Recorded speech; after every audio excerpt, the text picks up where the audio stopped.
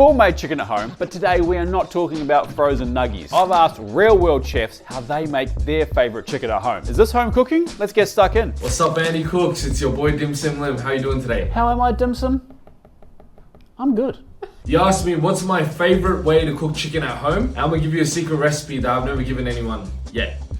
So it's a very special dish. You've heard of Hainanese chicken, but you've never heard of Hainanese chicken chop. This is a very nostalgic dish, and it actually comes from Malaysia. First, I would get chicken thigh cutlets and I would debone it. Then I try to flatten it out as much as I can. So I do little cuts and just fold it out, get as big of a piece of chicken as I can. And make sure that's got skin on, okay? Skin on is very, very important. To marinate this chicken, we're gonna use a few ingredients. First, I'm gonna put cornstarch in there. This is gonna tenderize the chicken. Gonna add a little bit of baking soda to further tenderize and velvet the chicken. Then we're gonna add sesame oil, Chinese cooking wine, MSG, salt, sugar, oyster sauce, soy sauce. What else am I missing? I feel like I'm missing something.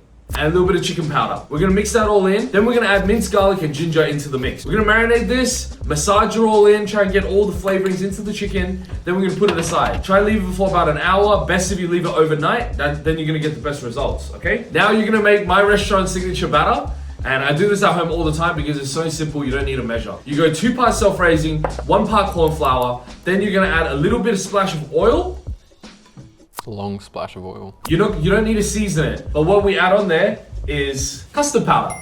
Custard powder? Wild, but I kind of get it. Custard powder is my trick to make it go golden. So you're gonna add a little bit of that in there, about a teaspoon in there, and you're gonna add water, mix it all in, get it to that same consistency as when you fry fish and chips. Now you're gonna take your chicken, you're gonna put it into cornstarch, coat it both sides, then you put it into your batter, let it drip off because you want it nice and thin. Now you're gonna throw it into oil at about 200 degrees, okay? Fry that until it's nice, crispy, golden, and craggly. It's gonna be super nice, super crispy. Once the chicken's about done, you're gonna throw in thick cut chips into fry at the same time. You're gonna fry that at the same time and you're gonna strain it all together and put it aside. While that's aside, we're gonna make the gravy. This is a Chinese style gravy. And you're gonna start with chicken stock. You're gonna put chicken stock into your pot and you're gonna heat that up. You're gonna bring that to boiling. Then you're gonna add a little bit of dark soy sauce, oyster sauce, and you're gonna add a little bit of mushrooms in there. Crack in black pepper, a little bit of MSG. Yum yum.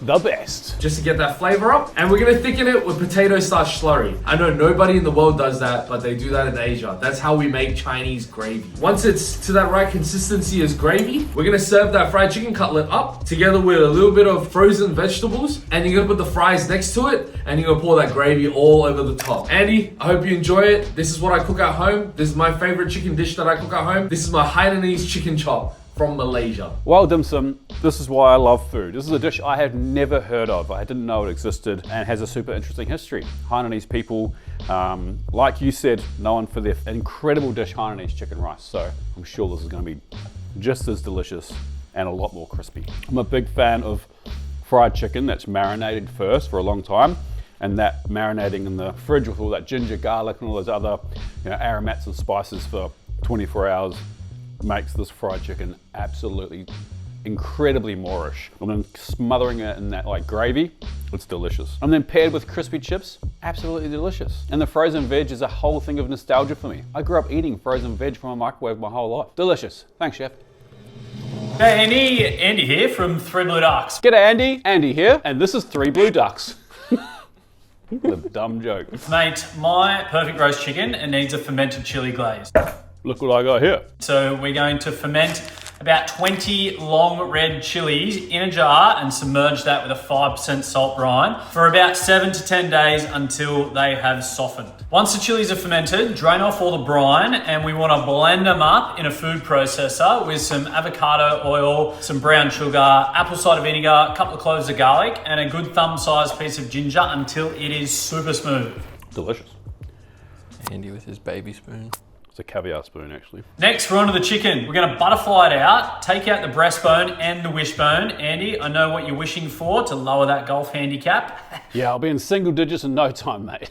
Then we're gonna brine the chicken in a 5% salt brine overnight. Okay, remove the chicken and drain off all the brine and pat it dry really well and transfer it to a roasting tray. From there, you want to paint it on all sides in every nook and cranny with that fermented chili glaze. Then we're going to scatter around the outside about a punnet of cherry tomatoes, and then underneath the chook, We're gonna hide some big plump green olives, still with the seeds in, and a couple of sprigs of rosemary. Then we're going into a ripping hot oven, 240 degrees for about half an hour. And every 5 or so minutes, you want to take it out and paint the top of the chicken with that fermented chili glaze. Okay, chicken's cooked. And now we want to rest the chicken. And while that's happening, we want to gather up all those blistered cherry tomatoes, remove the olives and the rosemary, and place it into a bowl with any of the pan juices that you drain off. Season that up, salt, pepper, a little bit of extra virgin olive oil, and some lemon juice. Give that a stir and set it aside. We're going to portion our chicken into about 8 pieces, transfer that to the plate, and then spoon over that blistered tomato and olive mixture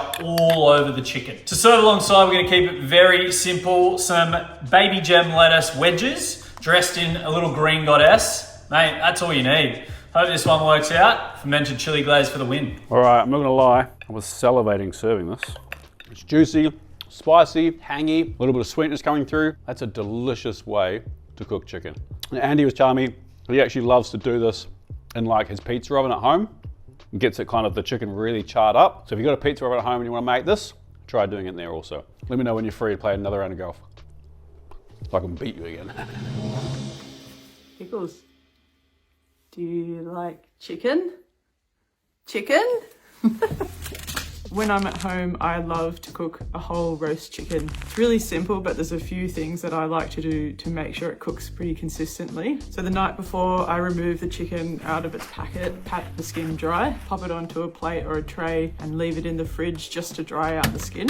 Once it's sat in the fridge overnight, pull it from the fridge and let it temper for about 20 minutes. It's really simple, but there's a few things that I like to do to make sure it cooks pretty consistently. So I tuck the wings of the chicken backwards and underneath the chicken so they sit in tight and they don't spread out when you're roasting it. And then I cut up a lemon and pop it inside. And then I like to truss the legs together. I preheat my oven to 220 degrees. I rub oil onto the skin and lots of salt. I then roast the chicken for 20 minutes at 220 and then drop the temperature down to 200 and then roast it for another 20 minutes and then I turn the oven off and then I just let it sit in there for about 15 minutes. I temperature probe the leg, make sure that it's sitting at 64, 65 degrees, but if it is, I take it out of the oven and just let it rest out for another 15, 20 minutes. Then I just carve it, and usually with roast veggies and a little bit of bechamel. So there you go, Joe's classic roast chicken with bechamel sauce.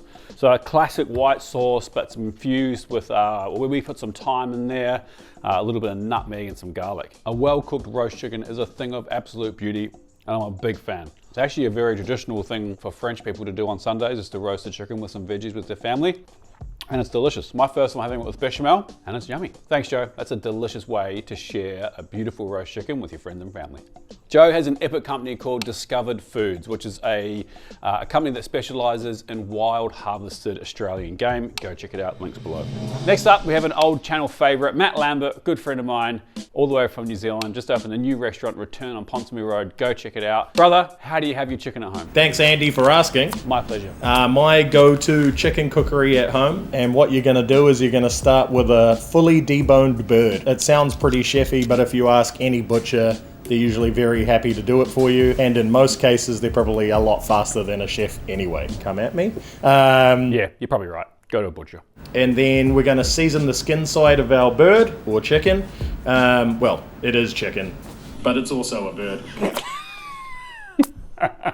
And we're going to put the skin side down in the pan with a light amount of oil, and we want that to be very hot, not furious, but very hot. And ahead of both of those things, we're going to take a brick, we're going to wrap the brick in a bit of paper, and then again in aluminum or aluminium foil, depending on where you are in the world. So we've got a hefty weight. So basically, as our skin starts to get golden brown from the high heat, and you'll be able to see that around the edges of the chicken, put it into an oven at about 180 degrees Celsius. Heavy! Bloody brick on it. Silly idea was that. And roast it for as long as it takes to cook. I'm just going to say a couple of times and you can pick the one that was accurate. 15 minutes, 20 minutes, 30 minutes. Basically, when that comes out of the oven, we're going to remove the brick. Obviously, we can't eat that. And we're going to add a little bit of butter. No, we're not. We're going to add a lot of butter. We're going to smash some garlic cloves. We're going to put them in there and a little bit of thyme. And we just basically baste the chicken, remove the chicken, and we should have a very evenly cooked, perfectly crispy skin, whole roasted chicken. And I'm personally going to go straight for the thighs. But, you know, each to their own. And I'll serve that really simply with just basically like a salsa verde, 1 scallion, 1 bunch of coriander, 1 shallot into a bowl. Mix those with a little bit of salt, 1 clove of garlic, a whole lot of olive oil, some cracked pepper, and then right at the end before we're going to serve it, we're going to add about 2 tablespoons of fish sauce and about 4 tablespoons of aged sherry vinegar. It's very yummy. That and the chicken, and you really don't need anything else. It's one of the greatest things you can eat. It's comforting, it's f***ing perfect. And that's what I eat at home when I'm cooking chicken. Is that good? Do I have to say I'm Matt Lambert? All right, chef, just like you, I'm going straight for the thigh. Incredibly juicy, perfectly cooked. I'm not gonna lie, that amount of fish sauce I was questioning, it's actually perfect. I could eat this whole thing. Lucky we can still be friends, because that is delicious, chef. All right, so my favorite chicken recipe at home is adobo. I love it because I use chicken drumsticks, which are really affordable. I think it's just one of the most underrated braised chicken dishes out there. It's probably become a lot more popular in the last few years, and for good reason. It's incredible. If you didn't know, we did do a whole like discovery video about adobo, must be like 2 or 3 years ago now, where we went to the Philippines. We learned all about it from its like the earliest kind of versions of adobo, which were literally just, it was pork with black peppercorns and fat, and there wasn't even soy sauce in the original version. And then this is a recipe that's kind of derived from one that my friend Abby Marquez kind of taught me, which does use, controversially, some star anise in it, and boiled eggs. Pretty simple, chicken drumsticks in a pot, get some color on the outside. And we're not trying to like get heaps of crazy color here, we're just trying to kind of seal the outside. You could do this with chicken thigh as well if you wanted to, bone in or bone out. Or if you had a whole chicken, you could cut the whole chicken up into like 10 pieces and do that as well. So now we're gonna add the star anise, the black peppercorn, bay leaves, very important as well in adobo. Then we have Filipino style soy sauce, and that goes, and the water. Bring that up to a simmer. Now we're going to cover that, bring it to a simmer and let it hang out. And while it's happening, we will finally grate our garlic. And this recipe requires a lot of garlic. All right, it's been about 15 minutes and our chicken's looking good. We're almost cooked, I'd imagine. And at this point, we're going to add our coconut vinegar and all of our garlic. Just make sure you mix that garlic through and that vinegar through. I'm going to keep cooking this for another 10 minutes or so, just to get the sharpness and the vinegar off, and then we'll have a taste. The last thing we're gonna do, pop in the boiled eggs. So these are still soft boiled, but they'll be hard, obviously, by the time we're finished. We'll let those simmer away, come up the temperature. Another 10 minutes or so, should be good to go. At this point, I like to leave the lid on, but just adjacent a bit. That way, any of that kind of harsh acid can kind of has somewhere to escape. And that's pretty much it. It's one of those dishes that doesn't look like much, but honestly, packs a punch. Let's plate some up. I sound like such a TV chef. Let's plate some up. That's delicious. Super savory, good amount of garlic coming through, a little bit of heat from the pepper, nice and sharp from the vinegar. Absolutely delicious. Legends, thank you so much for watching. A huge thank you to the 4 chefs that gave out the time to come and show me how they cook chicken at home. I really appreciate it. All their stuff's linked below, go check it out. Thanks for watching. Like this video if you've taken anything from it, subscribe if you're not, and we'll see you next week for another video. Peace. It's always a party when there's 2 Andys around.